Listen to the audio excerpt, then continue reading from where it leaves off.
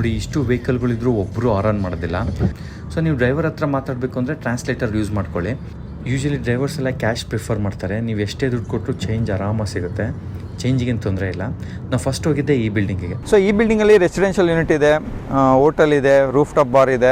ನಿಂಗೆ ತುಂಬ ಕ್ರೌಡೆಡ್ ಆಗಿರುತ್ತೆ. ಸೊ ಈ ಬಿಲ್ಡಿಂಗ್ ವಿಶೇಷತೆ ಏನಂದರೆ 78 ಫ್ಲೋರಲ್ಲಿ ಒಂದು ಸ್ಕೈ ವಾಕ್ ಅಂತ ಇದೆ. ಅದು ತುಂಬ ಅಂದರೆ ಸಖತ್ ಥ್ರಿಲ್ಲು.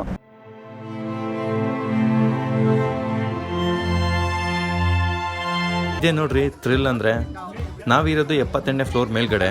ಸೊ ಆ ಗ್ಲಾಸ್ ಮೇಲ್ಗಡೆ ನಿಂತ್ಕೊಂಡು ನೀವು ಕೆಳಗಡೆ ನೋಡಿದ್ರೆ ನೆಲ ಕಾಣುತ್ತೆ.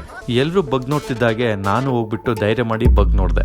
ಅಯ್ಯಪ್ಪ, ಏನು ಗುರು ಅದು ವ್ಯೂ! ಇಲ್ಲಿ ಏನಾದರೂ ಭೂಕಂಪ ಆದರೆ ಹೆಂಗಪ್ಪ ಅಂತ ಯೋಚನೆ ಮಾಡ್ತಿದ್ದೆ.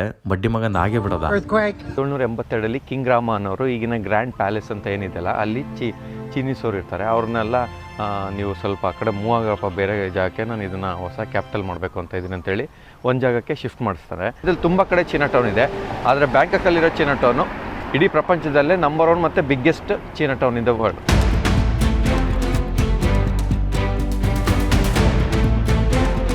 ಹೇಗೆ ಬೆಂಗಳೂರಲ್ಲಿರೋ ವಿವಿಪುರಂ ಫುಡ್ ಸ್ಟ್ರೀಟಿಗೆ ಹೋಗಿ ಚೆನ್ನಾಗಿ ಬ್ಯಾಟಿಂಗ್ ಮಾಡ್ತೀವೋ, ಹಾಗೆ ಚೀನಾ ಟೌನಿಗೆ ಹೋಗಿ ಚೆನ್ನಾಗಿ ಬ್ಯಾಟಿಂಗ್ ಮಾಡಬೇಕು ಅಂತ ಅಂದ್ಕೊಂಡಿದ್ದೆ. ಆದರೆ ದೇವರಾಟ ಬೇರೆ ಇತ್ತು ಬಿಡಿ. ಕೈ ತುಂಬ ದುಡ್ಡು, ಕಣ್ ತುಂಬ ಫುಡ್ಡು, ಆದರೆ ಒಂದು ಐಟಮ್ ಕೂಡ ನಾವು ಸರಿಯಾಗಿ ತಿನ್ನೋಕ್ಕಾಗಲಿಲ್ಲ. ಈ ಫುಡ್ಡು ತಿಂದ್ಬಿಟ್ಟು ಅದರದ್ದು ಎಕ್ಸ್ಪೀರಿಯನ್ಸ್ ಹೇಳಬೇಕು ನಿಮಗೆ ಅಂತ ತುಂಬ ಪ್ಲ್ಯಾನ್ ಮಾಡ್ಕೊಂಡಿದ್ದೆ, ಆದರೆ ಏನೂ ಮಾಡೋಕ್ಕಾಗಲಿಲ್ಲ. ಬೆಳಗಿಂದ ಚೀನಾ ಟೌನಲ್ಲೇ ಚೆನ್ನಾಗಿ ಬ್ಯಾಟಿಂಗ್ ಮಾಡಬೇಕು ಅಂದ್ಕೊಂಡಿದ್ದು ನನಗೆ ಎಲ್ಲರೂ ಆಗಲಿ ಒಂದು ಇಡೀ ಅನ್ನ, ಒಂದು ಸ್ವಲ್ಪ ಉಪ್ಪಿನಕಾಯಿ ಸಿಕ್ಕರೆ ಸಾಕಪ್ಪ ಅಂತ ಪೇಚಾಡ್ಬಿಟ್ಟೆ.